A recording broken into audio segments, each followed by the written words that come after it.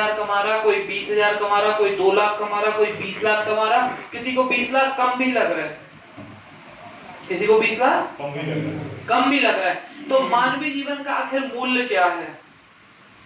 कोई बता सकता मानवीय जीवन का मूल्य क्या है?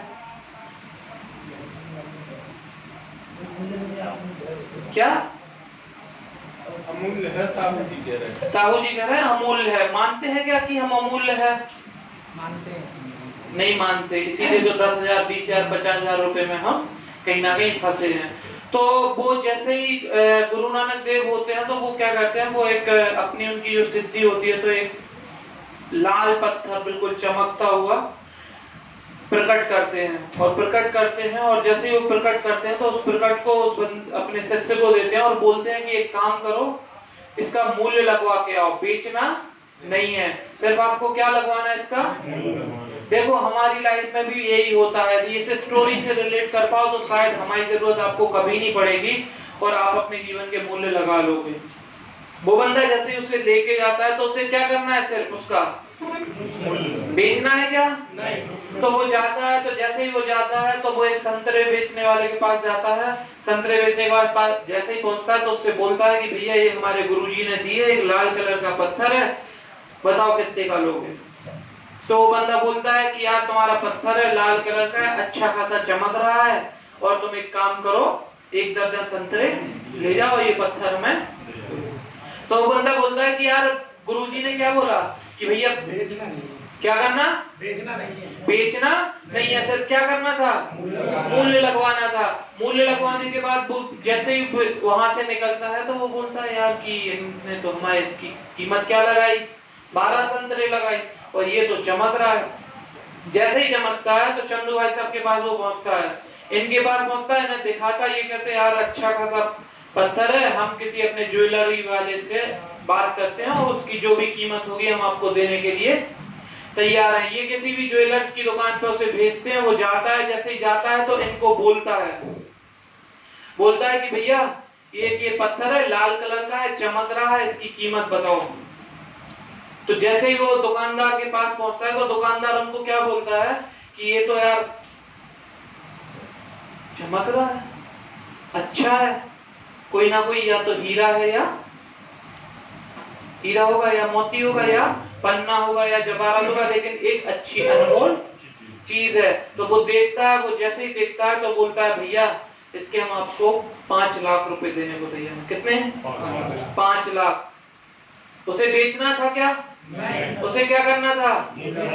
मूल्य लगाना। वो बोलता नहीं नहीं हम भी देंगे आपको, क्योंकि हमारे गुरुजी का है। तो वो बोलता भैया 10 लाख ले लो। बेचना है, क्या करना है? वो बोलता है यार आप बोलो कितना चाहते हो, मैं 20 लाख देने के लिए तैयार हूँ, 25 लाख रुपए देने के लिए तैयार हूँ, लेकिन इसे आप पत्थर मेरे पास दे जाओ।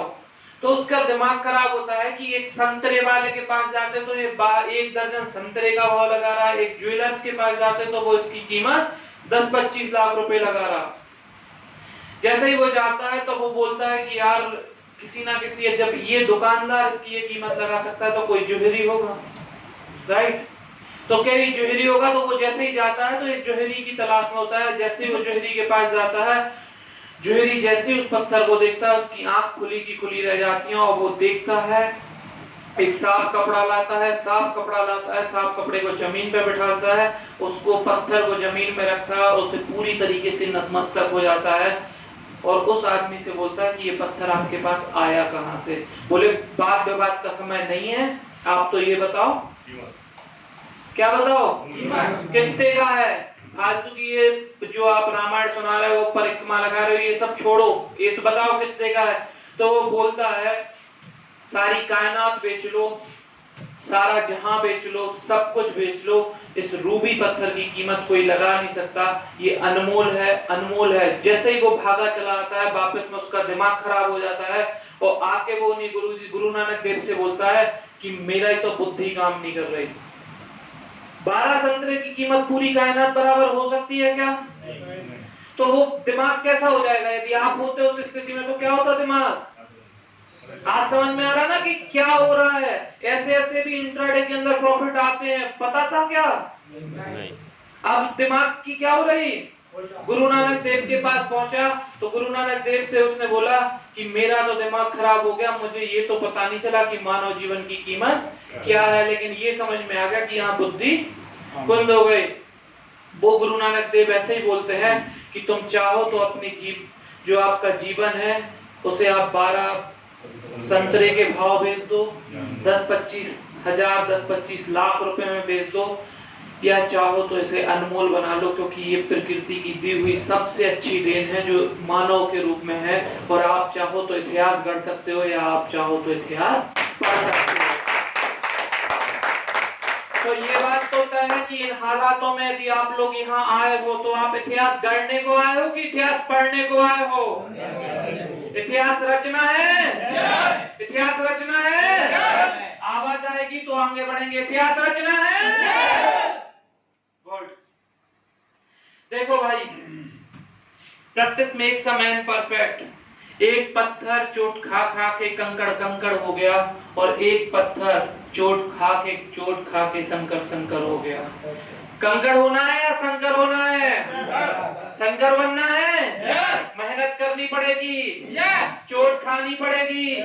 तैयार हो? ओके, तो हम स्टार्ट करते हैं practice. Practice makes a man perfect sir ने बोला था। अब हम जो भी लॉजिक पे हमने अभी तक बात की है इस क्लासरूम के अंदर, उस क्लासरूम के अंदर हम आपको बताएंगे कि इंट्राडे के अंदर कितने बड़े बड़े प्रॉफिट आते हैं। प्लीज सर, ओके, स्टार्ट करें।